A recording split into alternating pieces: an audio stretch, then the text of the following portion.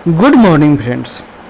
अगर आपको कोई भी एग्ज़ाम हो, चाहे वो बीपीएससी का हो या कहीं का कोई एग्ज़ाम, अगर वो क्लियर करना है और पास करना है, सबसे पहले आपको उस जिस एग्ज़ाम की आप तैयारी कर रहे हो उसके सब्जेक्ट यानी उसके सिलेबस के बारे में पूर्ण जानकारी होना चाहिए। अगर आपने सिलेबस याद कर लिया तो समझिए कि आपने आधी लड़ाई फतह कर चुके हैं आप। तो देखते हैं हम लोग आज क्या देखेंगे, बीपीएससी का सिलेबस देखेंगे। क्यों देखेंगे? क्योंकि जो 66वीं का एग्ज़ाम होगा बीपीएससी का प्री, उसके लिए आपको सिलेबस पता होना आवश्यक है। तो देखते हैं। यह बीपीएससी का जो प्री का एग्ज़ाम है, इसमें पहले बीपीएससी का जो एग्ज़ाम होता है वो दो प्रकार का, एक प्री होगा, फिर मेन होगा और उसके बाद में इंटरव्यू होता है। तो कोई प्री एग्ज़ाम क्लियर करेगा उसके बाद ही ना वो किसी बात की प्रतीक्षा कर सकता है कि वह मेन एग्ज़ाम देगा और मेन के बाद में फिर वह इंटरव्यू देगा। तो सबसे पहले प्री की तैयारी करना चाहिए। तो देखते हैं।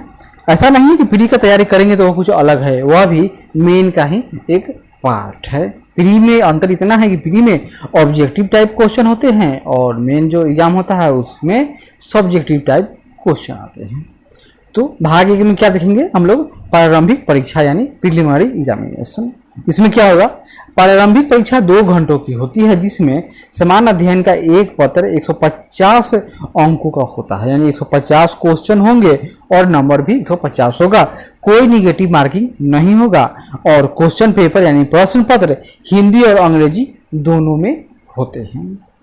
प्रारंभिक परीक्षा के समान अध्ययन पत्र के प्रश्न पत्र वस्तुनिष्ठ एवं बहुविकल्प प्रकार के होंगे, यानी कि उसमें विकल्प कितना रहता है, 5 रहता है। हर जगह 4 लेकिन इसमें 5 विकल्प दिए रहते हैं। और उम्मीदवार ऐसा नहीं है कि आप कैलकुलेटर ले जाओगे, नहीं, कैलकुलेटर नहीं ले जा सकते हो। प्रारंभिक परीक्षा क्या है, तो महज जांच परीक्षा होती है। इसका काम क्या होता है कि मुख्य परीक्षा के लिए विद्यार्थियों की छटनी करना है, अतः कम से कम आपको प्री तो पास करना ही चाहिए। और इसी आधार पर मुख्य परीक्षा में बच्चों को बैठने की अनुमति होती है। और यह भी याद कीजिए कि प्री का जो एग्ज़ाम होता है इसका नंबर मुख्य परीक्षा का जो एग्ज़ाम होगा, मेन होगा, उसमें नहीं जुड़ता है। और जो मेन एग्ज़ाम होता है उसमें 4 सब्जेक्ट होते हैं। पेपर 1 होता है समान हिंदी, यह क्वालिफाइंग मार्क्स का होता है, जो कुल नंबर इसका 100 होगा, लेकिन आपको मात्र कितने लाने हैं, तो 33% या 30% कहिए इसको, 30% नंबर लिया है तो अब क्वालिफाइंग हो गए। और 2 होता है जीएस पेपर 1, समान अध्ययन पेपर 1 और समान अध्ययन पेपर 2, जो 300 नंबर का होता है और समय इसमें भी 3 घंटे। और चौथा पेपर आपके इच्छा के अनुसार यानी ऐच्छिक पेपर, वो भी 300 नंबर का और कुल कितने, इसमें लगभग 33 तरह के सब्जेक्ट हैं जो आप ले सकते हो। यहाँ देखिए, कृषि विज्ञान से शुरू कर दीजिए और मैथिली फारसी, मैथिली भाषा साहित्य तक यहाँ तक है। आराम से इसको पॉज करके पढ़ सकते हैं। आगे बढ़ते हैं। अब हम लोग पहले प्री के बारे में देख लेते हैं। तो प्री का सिलेबस है वह इस तरह का होता है। इस पत्र में ज्ञान विज्ञान के निम्नलिखित क्षेत्रों से संबंधित प्रश्न होंगे।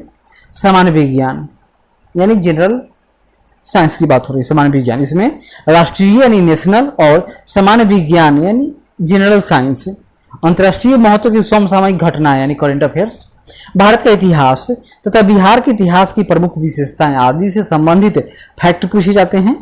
दूसरा सामान्य भूगोल, इसमें भी बिहार के प्रमुख भौगोलिक प्रभाग तथा यहाँ की प्रमुख या महत्वपूर्ण नदियाँ, भारत की राज व्यवस्था यानी पॉलिटी हो गया और आर्थिक व्यवस्था इकोनॉमिक, आज़ादी के पश्चात बिहार की अर्थव्यवस्था के प्रमुख परिवर्तन, भारत का राष्ट्रीय आंदोलन यानी मॉडर्न इंडिया का राष्ट्रीय आंदोलन तथा इसमें बिहार का योगदान की दृष्टि से आपको याद करना होगा। मतलब क्या समझे कि इसमें आपको बिहार ही सबसे प्रमुख केंद्र में रहता है बीपीएससी एग्जाम में, कि आपको बिहार के बारे में तो पूर्ण जानकारी चाहिए ही। अगर 150 क्वेश्चन टोटल आता है उसमें से बिहार या बिहार से संबंधित और क्वेश्चन देख लिया जाए लगभग 30 तक रहते हैं। आगे देखिए, सामान्य विज्ञान के अंतर्गत दैनिक अनुभव, रोजमर्रा के जो इस्तेमाल होने वाली आवश्यकता जो चीजें हैं तथा प्रेक्षण से संबंधित विषयों सहित विज्ञान की सामान्य जानकारी तथा परिबोध पर ऐसे प्रश्न पूछे जाएंगे जिसकी किसी भी सुशिक्षित व्यक्ति से अपेक्षा की जाती है कि वह जानता हो। जिसने वैज्ञानिक विषयों का विशेष अध्ययन नहीं किया। ऐसा नहीं कि वह पीएचडी किया हो, नहीं, समान अध्ययन चाहिए।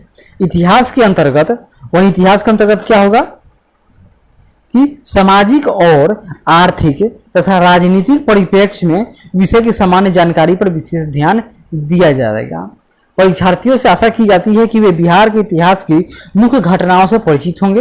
भूगोल विषय में भारत तथा बिहार के भूगोल पर संबंधित प्रश्न होंगे, यानी कि भारत का ज्योग्राफी और बिहार का ज्योग्राफी दोनों आपको पता होना चाहिए, जिसमें भारतीय कृषि, प्राकृतिक संसाधनों की प्रमुख विशेषताएं सम्मिलित होंगी। भारत की राज्य व्यवस्था और आर्थिक व्यवस्था के अंतर्गत देश की राजनीतिक प्रणाली, पंचायती राज, समुदाय के विकास कार्यक्रम, भारतीय योजना बिहार के संदर्भ में खास करके संबंधी जानकारी का परीक्षण किया जाएगा। भारत के राष्ट्रीय आंदोलन के अंतर्गत 19वीं शताब्दी के पुनरुत्थान के स्वरूप, यानी जितने भी सामाजिक सुधार आंदोलन हुए हैं, धार्मिक सुधार आंदोलन हुए हैं, और स्वभाव, राष्ट्रीयता का विकास और स्वतंत्रता के प्राप्ति से संबंधित प्रश्न पूछे जाएंगे। यानी कि जो जो आंदोलन हुई, जो जो घटनाएं हुई, उन सबसे क्वेश्चन आते ही हैं। परीक्षार्थियों से आशा की जाती है कि वे भारतीय स्वतंत्रता संग्राम में बिहार की भूमिका पर पूछे गए प्रश्नों के भी उत्तर दे दें। तो यही आपका प्री एग्जाम था, इसका सिलेबस है, बस इतना ही दिया हुआ है। इसका मतलब क्या हुआ कि आपको लगभग पूरा का पूरा जो टॉपिक है सामान्य विज्ञान, यानी फिजिक्स, केमिस्ट्री, बायोलॉजी या सरसरी तौर पर याद होना चाहिए। फिर उस ऐसा नहीं कि सूत्र याद करने बैठ जाए, नहीं। फिर इतिहास में पूरा इतिहास, एंशिएंट, मॉडर्न और मध्यकालीन इतिहास, बिहार का इतिहास खास करके, भूगोल या ज्योग्राफी में भी विश्व का ज्योग्राफी, भारत का ज्योग्राफी, बिहार का ज्योग्राफी। इसी तरह इकोनॉमिक्स, पॉलिटिकल साइंस में बिहार तथा पूरे भारत से संबंधित।